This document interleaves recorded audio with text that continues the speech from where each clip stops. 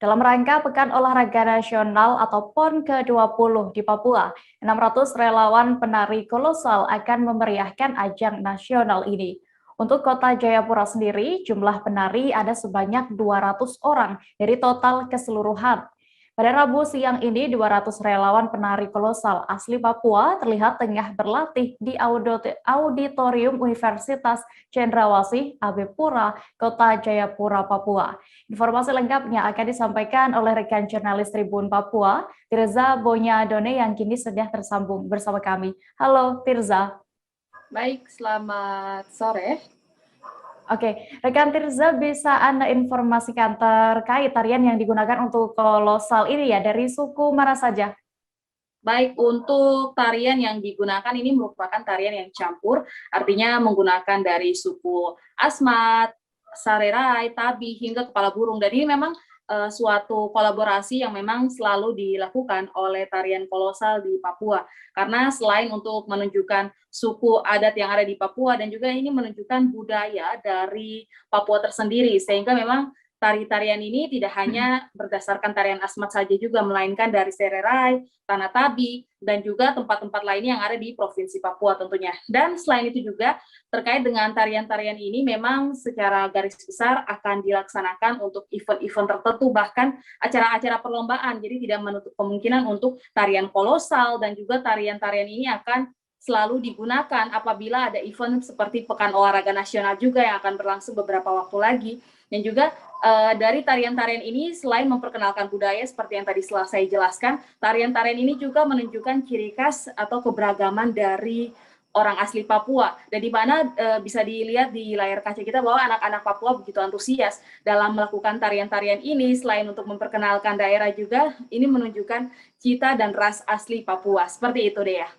Oke, lalu apakah nanti akan ada tarian lain yang ditampilkan selain tarian kolosal yang campuran dari beberapa daerah ini untuk menyambut PON? Tirza. Baik, untuk Pekan Olahraga ini juga tentunya mereka tidak hanya akan menampilkan tarian kolosal saja, melainkan beberapa tarian seperti tarian penyambutan dan beberapa tarian lainnya dari sanggar-sanggar yang sudah dipilih oleh Kota Jayapura maupun dari Kabupaten Kota Jayapura juga. Dan selain itu juga untuk persiapan penari juga ketika untuk penyambutan ada beberapa tim yang sudah dibagikan. Dan memang itu sedikit istilahnya informasi yang diberikan memang terbatas karena ingin seperti memberikan kejutan bagi masyarakat setempat terkait dengan berapa banyak jumlah dan juga tarian-tarian seperti apa. Yang pastinya tarian yang akan ditampilkan oleh Kabupaten Kota Jayapura maupun Kota Jayapura sendiri dan klaster-klaster lainnya yang nanti akan dilaksanakan Pekan Olahraga juga, bahwa ini akan menunjukkan sesuatu yang berbeda dari Pekan Olahraga biasanya. Dan selain untuk penyambutan seperti yang telah saya jelaskan tadi, ada tarian-tarian khusus yang memang disiapkan oleh berbagai macam sanggar, dan itu memang sudah masuk kualifikasi dari setiap hal yang dipilih oleh PB PON di Papua. Oke, Tirza, tadi Anda sebutkan ada klaster-klaster lainnya juga ya nanti. Lalu untuk jumlah relawan yang dibagi masing-masing ada berapa, Tirza? Baik, dari informasi yang kami dapatkan untuk relawan baik untuk Mimika, itu terdapat 100 orang relawan yang akan menari pada saat Pekan Olahraga nantinya. Dan juga untuk klaster untuk di daerah Merauke sendiri, itu terdapat 100 orang. Dan untuk klaster Kabupaten Jayapura terdapat 200 orang. Jadi memang untuk 200 orang ini terdapat di klaster Kabupaten Jayapura dan juga Kota Jayapura, sehingga yang akan tampil di Kabupaten dan juga Kota Jayapura sebanyak 400 orang. Sedangkan untuk Mimika dan juga Merauke sebanyak 200 orang, 100 di setiap daerahnya.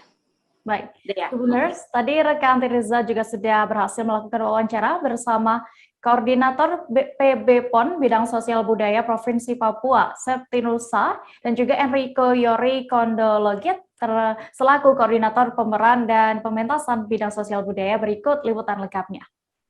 Satu gerak yang dimiliki oleh suku-suku di Papua, baik itu dari Asmat, baik itu dari Sairiri, baik itu dari Tabi, bahkan juga dari Kepala Burung di Domberai dan Memberai, untuk ditampilkan dalam durasi waktu yang cukup pendek, sehingga menjadi suatu menarik untuk dipertunjukkan. Nah, salah satu perbedaannya juga kalau tari tradisi itu secara koreografi tidak bisa ditampilkan campur-campur begitu, karena dari dulu koreografinya begitu sampai kapanpun tetap begitu. Tapi kalau tarian kreasi itu bisa digabungkan dengan koreografi yang menarik karena dia ada pada seni pertunjukan. Nah, anak-anak di belakang yang kolosal itu memang adalah tarian yang ditarikan dengan jumlah banyak orang. Nah, jadi seperti mereka menari tarian Asmat, tapi dengan gerakan yang sama, tapi dengan jumlah yang banyak. Lalu kalau tarian kelompok untuk penyambut. Ya baik,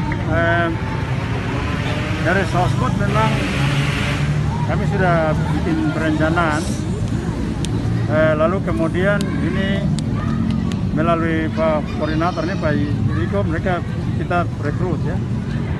Jadi rekrut ini penari ya. Penari ini direkrut dengan ada penari, kemudian ada juga tim yang mereka yang disebut ambasador ya. Ini untuk beberapa kegiatan yang berbeda-beda tapi ada dalam bidang Sosbud. Nah ini yang penari ini ada yang untuk tari kolosal, terus ada mereka yang nanti ada di grup nanti menari di tempat akomodasi. Jadi hotel-hotel nanti ada kita punya panggung seperti itu, mungkin nanti dibuat atau mungkin juga bisa nanti mereka menari di situ. Tapi dengan juga di